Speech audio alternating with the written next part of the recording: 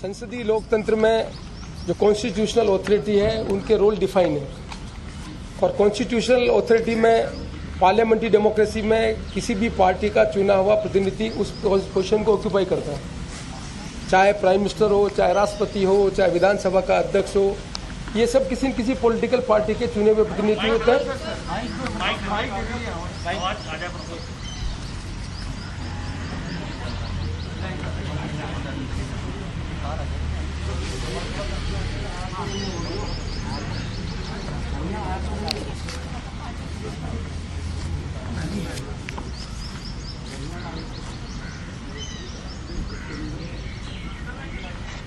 तो आपको बता दें कि विधानसभा अध्यक्ष सीपी जोशी जो कि आज अपने आवास 49 सिविल लाइंस पर प्रेस कॉन्फ्रेंस करने जा रहे हैं, यानी प्रेस वार्ता को संबोधित कर रहे हैं। जिस तरह का सियासी घमासान राजस्थान में चला हुआ है, विधानसभा अध्यक्ष जिन्होंने पायलट गुट के विधायकों को नोटिस थमाए थे, जिसके के चलते हाईकोर्ट तक आवाज पहुंच जाएगी नहीं होता है।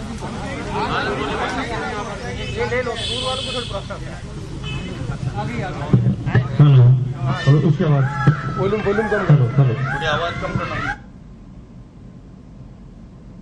तो बस अब प्रेस कॉन्फ्रेंस को संबोधित कर रहे हैं सीपी जोशी। देश और प्रदेश की एक ऐसी समस्या के बारे में आकर्षित करना चाहता हूं जो संसदीय लोकतंत्र के लिए सबसे महत्वपूर्ण है। संसदीय लोकतंत्र में चुने हुए प्रतिनिधि अपनी अलग अलग भूमिका का निर्वहन करते हैं। किसी भी पार्टी का चुना हुआ प्रतिनिधि जब उसको बहुमत मिलता है तो उस पार्टी का नेता प्रधानमंत्री बनता है, राष्ट्रपति बनता है, मुख्यमंत्री बनता है, सदन को चलाने के लिए स्पीकर बनते हैं, विधानसभा में, लोकसभा में। इस संसदीय लोकतंत्र की एक परंपरा जिसके अंतर्गत हम अब देश का गवर्नेंस करते हैं। तो जो कॉन्स्टिट्यूशनल अथॉरिटी है उस अथॉरिटी की रोल डिफाइन है कि कौन सी अथॉरिटी कौन सी रोल की भूमिका का निर्वहन करेगा। आपको याद होगा कि आया राम गया राम के कारण कॉन्स्टिट्यूशन में अमेंडमेंट किया गया था और कॉन्स्टिट्यूशन में अमेंडमेंट करने के बाद ये कॉन्स्टिट्यूशन बेंच के पास गया कि ये कानून बनाने का जो काम संसद ने किया है वो कानून सम्मत है कि नहीं है, इसकी जांच करने का काम सुप्रीम कोर्ट ने किया। और सुप्रीम कोर्ट ने 92 में कोई तो कोहन के केस में ये एस्टेब्लिश किया कि भाई जो डिस्क्वालिफिकेशन का काम है वो किस तरह से होगा और उसमें किसको अधिकार है, और वेल डिफाइंड करके उसमें कहा कि स्पीकर को इसमें अधिकार है और कोई भी कोर्ट स्पीकर जब तक निर्णय पर नहीं पहुंचे उसके बीच में इंटरवीन नहीं करेगा। ये कॉन्स्टिट्यूशन बेंच का फैसला है और आज दिन तक 92 से लगाकर आज तक ऐसा कोई एक भी उदाहरण नहीं है जहां किसी कोर्ट ने इस तरह के मामले में कोई निर्णय बदला हो। और यही हमारी संसदीय लोकतंत्र की ताकत है कि लोकसभा और विधानसभा कानून बनाती है, सुप्रीम कोर्ट उसका इंटरप्रिटेशन करती है और सुप्रीम कोर्ट इंटरप्रिटेशन करने के बाद जो कानून बनता है उस कानून की मान्यता सबको मान्यता होती है।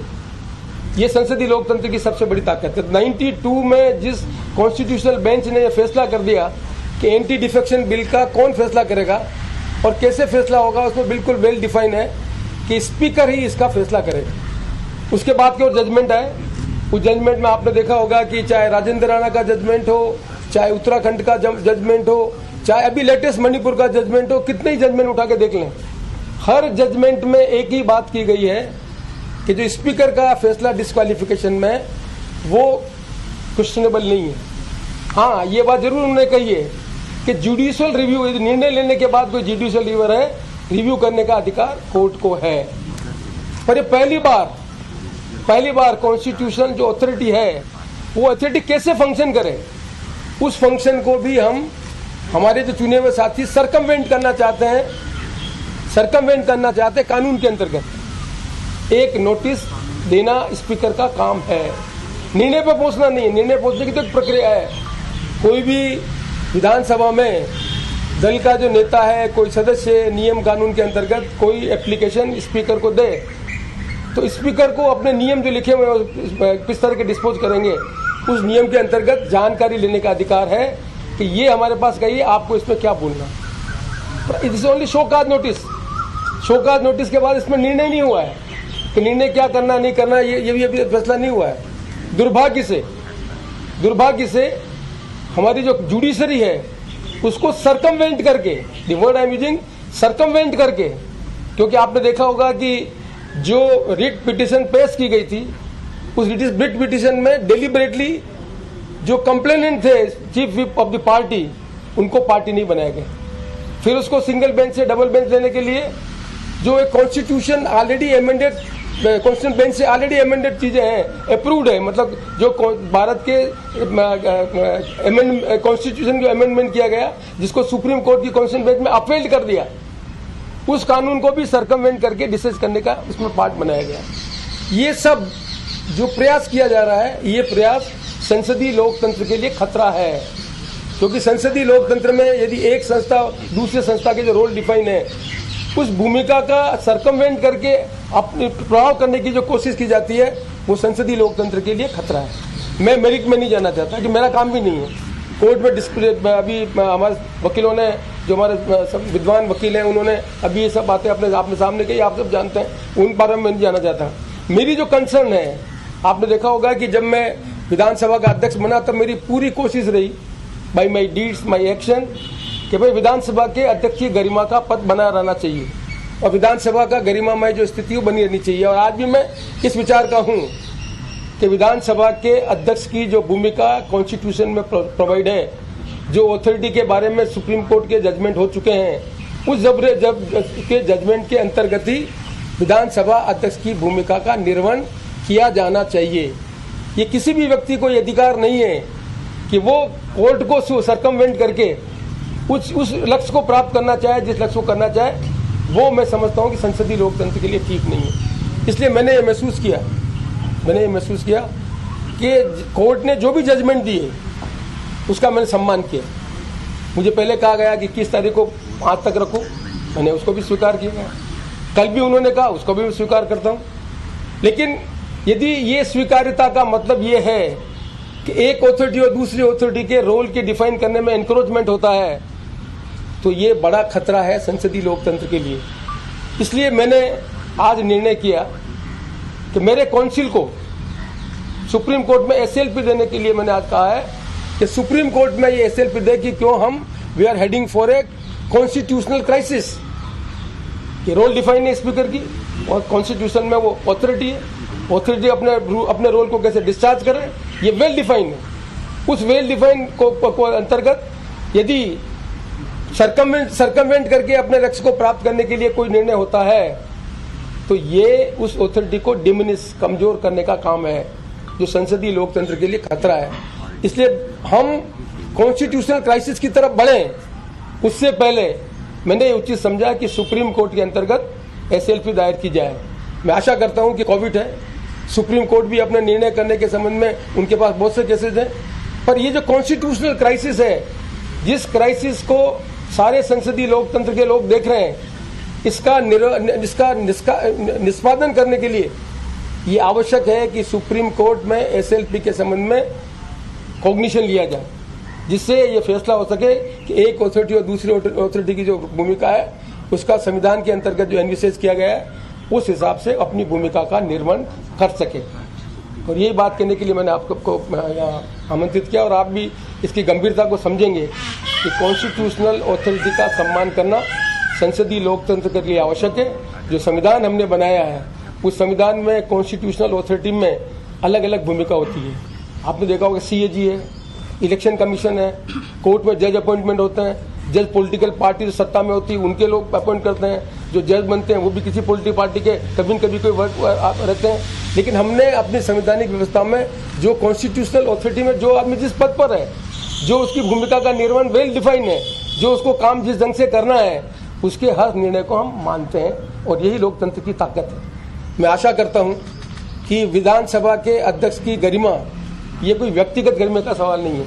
जितने भी हिंदुस्तान में ये स्पीकर्स हैं, उन सब की भूमिका भी इससे डिफाइन होगी, इसलिए ये ज़्यादा आवश्यक है। और आपको ये भी स्मरण होगा कि मैंने विधानसभा अध्यक्ष की कॉन्फ्रेंसेज में इस मुद्दे को उठाया है। राजस्थान विधानसभा में भी मैंने यहाँ पर ये बात की है। तो मैं उन लोगों में हूँ जो संसदीय लोकतंत्र को ताकतवर देखना चाहता है। मैं उन लोगों में हूँ जो इस देश में जिसको जो जिम्मेदारी दी गई है, वो जिम्मेदारी जो वेल डिफाइंड रोल है उसके अंतर्गत करे, उसको एक्सीड नहीं करे। और मैंने कोई एक्सीड करने का काम नहीं किया, सिंपल शो कॉज नोटिस दिया। सिंपल शो का नोटिस देने का अधिकार भी यदि इस कॉन्स्टिट्यूशनल अथॉरिटी के पास नहीं रहता है तो फिर कॉन्स्टिट्यूशन में जो एनविसेज किया गया उसका खतरा संसदीय लोकतंत्र को कमजोर करता है। इसलिए मैं आशा करता हूँ कि जो सुप्रीम कोर्ट में हमारे SLP पेश हो रही है उस SLP का कॉग्निशन होगा और इस बारे में जो भी निर्णय होगा उस निर्णय को हम स्वीकार करेंगे और निश्चित तौर पर आने वाले समय में ये एक लैंडमार्क जजमेंट होगा कि क्या संसदीय लोकतंत्र में मियर शो का नोटिस देना ही जो अभी तक के सेट एग्जाम्पल है, नियम है, जितने जजमेंट प्रोनाउंस हुए उसके कन्फर्मिटी में या उसमें बाहर में। मैं आशा करता हूं कि इस गंभीर मुद्दे को आप जनता के बीच में रखेंगे जिससे आने वाले समय में हम संसदीय लोकतंत्र को और मजबूत रूप दे सकें। सुप्रीम कोर्ट में SLP स्वीकार होते ही जो हाईकोर्ट है मेरे को मेरा न किसी की मेरिट किसी डेमेरिट मेरा काम नहीं है। मेरा काम ये नहीं, मेरा काम है as a speaker constitutional authority है, कॉन्स्टिट्यूशनल अथॉरिटी की वेल डिफाइंड रोल है। कोई भी मेरे पास एप्लीकेशन आती है उस एप्लीकेशन को डिस्पोज करने के लिए हमारे विधानसभा के नियम है, उन नियमों के अंतर्गत मैंने शो काज नोटिस दिया, दैट्स ऑल। मैं मेरिट ये मेरा काम नहीं है, ये काम कोर्ट का है जिनका उनको इसका मैं कमेंट नहीं करता। सर हाईकोर्ट से भी स्पष्टीकरण मांगेंगे क्या आप? मैंने कहा ना कि जो भी इस पद की गरिमा को बनाए रखने के लिए जो भी आवश्यक कदम है वो कदम उठाना मैं उचित समझता हूँ, क्योंकि मैं ये मानता हूँ कि संसदीय लोकतंत्र में अथॉरिटी की गरिमा बनाए रखना सबकी जिम्मेदारी बनती है, चाहे एक अथॉरिटी हो चाहे दूसरी अथॉरिटी, सबको सम्मान करना चाहिए। सर बसपा विधायकों का मामला जो है वो मैं आपको बताया ना, 4 महीनों से लंबित है। सर बसपा विधायकों का जो मेरा नाम देव है सर। देव जी, आपको मालूम है जो मैंने अखबार में पढ़ा है, कोर्ट में जाएंगे, जो कोर्ट में उनको हमें जो बात करनी है उनके सामने रखेंगे। मैं आज की प्रेस कॉन्फ्रेंस को केवल मात्र आप जो भी मुझे प्रश्न पूछना चाहते हो please confirm your questions about the constitutional authority and about any judgment if you let me know, जिस जजमेंट में ये कहा गया हो कि शो काज नोटिस की स्टेज पर ये चीज हो सकती है, या ऐसा कोई भी जजमेंट, लेटेस्ट जजमेंट भी मणिपुर का आया है, जिस मणिपुर के जजमेंट में भी स्पीकर निर्णय कर ले, उस निर्णय के बाद उसमें क्या कमी खामी है ये सब चीजें उसमें डिस्कस की जा सकती है। लेकिन ये अजीब स्थिति बन जाए कि हम स्पीकर के पास शो काज नोटिस का जवाब नहीं दें और ये आर्ग्यूमेंट किया जाए, ये अपने पक्ष में किया जाए कि हम तो जाएंगे ही नहीं, तो फिर वो कॉन्स्टिट्यूशनल अथॉरिटी अपना फंक्शन क्या करेगी। इसलिए मैं समझता हूँ कि इसकी गंभीरता को समझने की आवश्यकता है। मेरिट में मेरा काम नहीं है, मेरिट में निर्णय करने का काम वो अपने एडवोकेट का है, कोर्ट का है। मैं उस संबंध में कोई भी अपना वो जो बागी हैं उनको जवाब देने के लिए वक्त वो 17 तारीख की है या जो आपने मैंने कोर्ट का सम्मान किया है। कोर्ट ने जो भी मेरे को कहा है मैंने उसके हिसाब से निर्णय लिया। पहले 21 तारीख को कहा, 21 तारीख को माना, 24 तारीख को कहा, अभी 24 तारीख को माना। मैं कोर्ट के सम्मान करने वाला अध्यक्ष हूँ, पर साइमल्टेनियसली उसके जो खतरे हैं उस खतरे को भी जनता के सामने रखना मेरी जिम्मेदारी बनती है। संसदीय लोकतंत्र में यदि अध्यक्ष के रूप में मैं जो कुछ कानून समझ पाया, जो कुछ मेरी जिम्मेदारी निर्वहन करने के संबंध में मुझे जानकारी है, उसके जो खतरे नजर आ रहे हैं मुझे, उस खतरे के संबंध में जनता को विज्ञ करना भी मेरी जिम्मेदारी बनती है। मैंने कहा ना, मैं कोर्ट ने क्या कहा उसके जजमेंट के संबंध में कोई कमेंट प्रेस कॉन्फ्रेंस में नहीं। मेरा लिमिटेड मेरा आपसे निवेदन है, इसके लिए दूसरी प्रेस कॉन्फ्रेंस में मिलूंगा। अभी मेरा सिंपल एक ही मात्र बताया आपको, मैं विधानसभा अध्यक्ष के रूप में हिंदुस्तान में जितनी भी विधानसभाएं हैं, जो अध्यक्ष अपने कर्तव्य का निर्वहन एक कॉन्स्टिट्यूशनल अथॉरिटी के अंतर्गत करते हैं, उनके विधानसभा के नियम और कानून बने हुए हैं। नियम और कानून के अंतर्गत विधानसभा अध्यक्ष को हर एक का एक एप्लीकेशन देने का अधिकार है। उसके डिस्पोज करने के लिए एक सामान्य प्रक्रिया है कि जानकारी लेने का तरीका show cause notice. Sir, yesterday's order, High Court has said that once they have requested you and then they have added that it is directed. So whether you have gone against that order or this is an independent SLP to define your role from the Supreme Court. I have adhered to the judgment given by High Court in toto. Please listen it. But I am anticipating that what will be fallout of this. And in order to anticipate this, I have asked my counsel to put SLP in Supreme Court. अध्यक्ष जी, क्योंकि उन्होंने संविधान में जो 10वीं अनुसूची है 2A में चैलेंज किया, तो आप ये कहते हुए चैलेंज किया कि वो कांग्रेस के विधानसभा के सदस्य हैं और वो मेरा काम आपकी बात बताइए थोड़ा सा।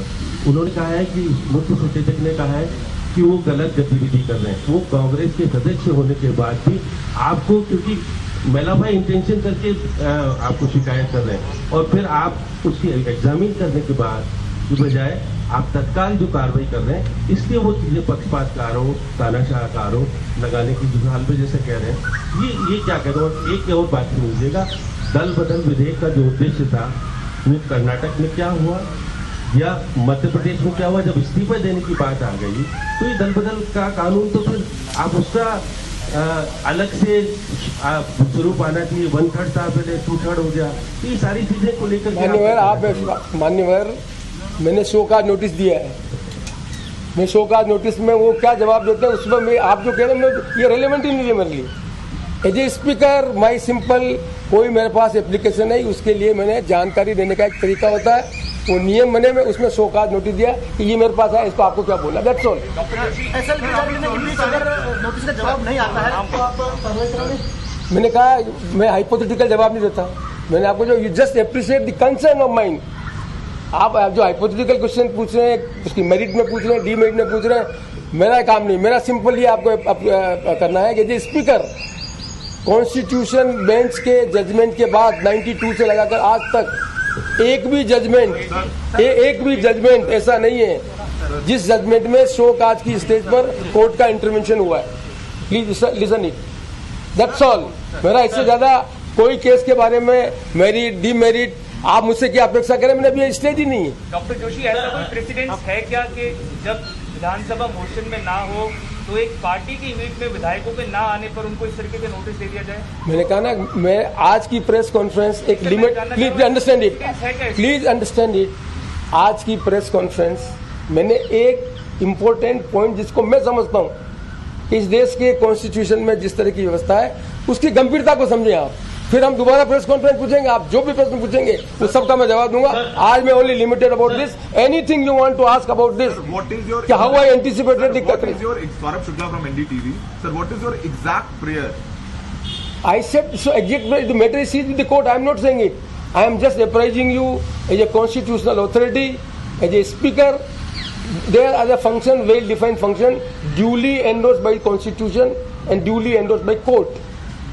So I simply, as a speaker, I got an application और उसकी जानकारी ले ली, नो शो काज दिया मैं, that's all, that's all.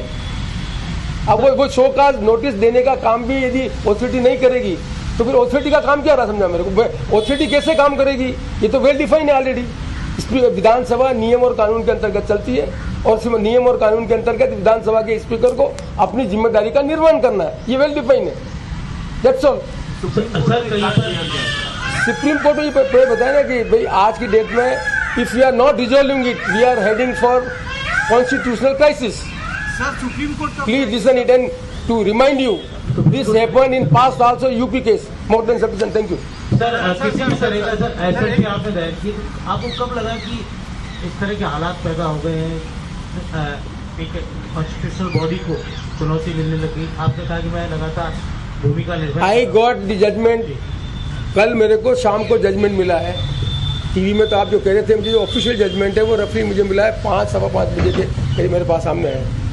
I gone through it, I complaint it because I said कि मैं वो स्पीकर नहीं हूँ जो कोर्ट के निर्णय को नहीं मानना। जो उन्होंने निर्णय दिया वो निर्णय को मैंने माना और इसीलिए उसको निर्णय मिला 5:45 तक आप ये कल की डिलीवरी तक आप ये करें। मैंने अकॉर्डिंगली वो फैसला लिया, this part is over. But now as a speaker I am feeling it after going through entire thing for 4-5 दिन का जो सब बातें हैं उनके समझने के बाद जब मैंने सब ये देखा समझा कि एक भी जजमेंट इस बारे में नहीं है। जजमेंट इस बारे में है, इस बारे में सुप्रीम कोर्ट के जजमेंट ने, प्लीज लिसन इट, जो अमेंडमेंट पार्लियामेंट ने किया उस पार्लियामेंट के अमेंडमेंट को कॉन्स्टिट्यूशनल बेंच ने एंडोर्स किया। उसमें क्लियर लिखा हुआ है कि स्पीकर जब तक डिस्पोज नहीं करे तब तक कोई बीच में इंटरवेंशन नहीं होता है और यही आज तक के जजमेंट है, including the latest judgment of Manipur, that's all. तो मेरे को जब 17 तारीख को मैंने कोई शो का नोटिस दिया उसके बाद गाड़ी आगे बढ़ी नहीं, तो फिर निश्चित तौर पर ये बनता है कि भाई एक कॉन्स्टिट्यूशनल बॉडी का मैं चेयरपर्सन हूँ, तो उस कॉन्स्टिट्यूशनल चेयरपर्सन की मेरी जो फंक्शनिंग है वो फंक्शनिंग कहीं न कहीं जाकर ये क्राइसिस की तरफ हेड कर रही है कि जब दो कॉन्स्टिट्यूशनल अथॉरिटी, एक कोर्ट होगी एक स्पीकर होगा, उन दोनों के बीच में यदि सामंजस्य नहीं होता है तो ये संसदीय लोकतंत्र के लिए ठीक नहीं है। और उसका तरीका एक ही होता है कि भाई आपके जजमेंट मिलने के बाद भी गो फॉर एसएलपी, और एसएलपी अर्नेस्ट करने के लिए मैंने अपने काउंसिल को कहा कि एसएलपी करें। और मुझे ये मालूम है कि भाई आज कोविड है, जिस तरह के मामले सुप्रीम कोर्ट में लिए जा रहे हैं, तो उसकी गंभीरता को देख के मैंने कहा कि भाई ये जनता के बीच में आना चाहिए। और मैं आशा करता हूँ कि सुप्रीम कोर्ट इसकी गंभीरता को समझकर इसकी एसएलपी को एंटरटेन करे। आपने नोटिस दिया क्यों था? To get information, very simple. आज कोई मैं क्या, कोई भी बाबू क्लर्क यदि कोई हेड होता है तो उसके पास कोई कंप्लेंट का तरीका क्या होता है, उसको नोटिस लेके जानकारी लेता है। क्योंकि आपने 2 बार कोर्ट का सम्मान करा, जो कि दोनों संवैधानिक बॉडी है। अब चूंकि 24 तारीख की आपने कहा कि 5 साढ़े 5 बजे तक आप फैसला नहीं देंगे, कार्रवाई स्थगित रखी, क्योंकि 24 तारीख को ही हाईकोर्ट का फैसला आएगा, सुरक्षित रखा हुआ है। तो ऐसी स्थिति में क्या हाईकोर्ट का जो फैसला आएगा, अभी भी आप संवैधानिक बॉडी हाइपोथेटिकल क्वेश्चन का जवाब नहीं देता मैं। 24 तारीख के बाद आप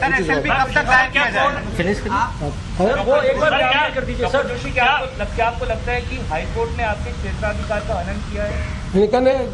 मैंने आप रेज किया क्षेत्राधिकारी different thing. I said the way in which we are moving it, I said simple, एक कॉन्स्टिट्यूशनल अथॉरिटी कैसे फंक्शन करे वेल डिफाइंड है, उसका मैंने एक गाली लिया। मेरे आगे तो कुछ गया ही नहीं मैं, और सुप्रीम कोर्ट का कोई जजमेंट नहीं है जो जजमेंट मुझे उस कार्रवाई को वहां तक रोके। कंप्लेंट मिली है, नोटिस दिया मैंने अभी तक उसके निर्णय तो पहुंचने की स्थिति नहीं है। तो जब मैं निर्णय ले लूं उसके बाद जितनी मेरिट डिमेरिट जो भी है वो तो कोर्ट में स्क्रूटनी है, मुझे उससे कोई तकलीफ नहीं है। पर my only simple submission is please appreciate it, please appreciate and please appreciate, concentrate only one thing, I am apprehending we may head for confrontation in between two authorities, which is not desirable for the parliamentary democracy of the country. As a speaker, I have raised this issue in number of the assembly speaker platform. Even I have held a conference in assembly, and I am of the firm view कि संसदीय लोकतंत्र में तब ताकत रहती है जिनके जो रोल डिफाइन है, चाहे एग्जीक्यूटिव हो चाहे और अथॉरिटी हो, उनके रोल डिफाइन में एक दूसरे अपने क्षेत्राधिकार का एनक्रोचमेंट नहीं करे। जो वेल डिफाइंड प्रोसीजर है उस प्रोसीजर के अंदर चीजें होनी चाहिए। Thank you.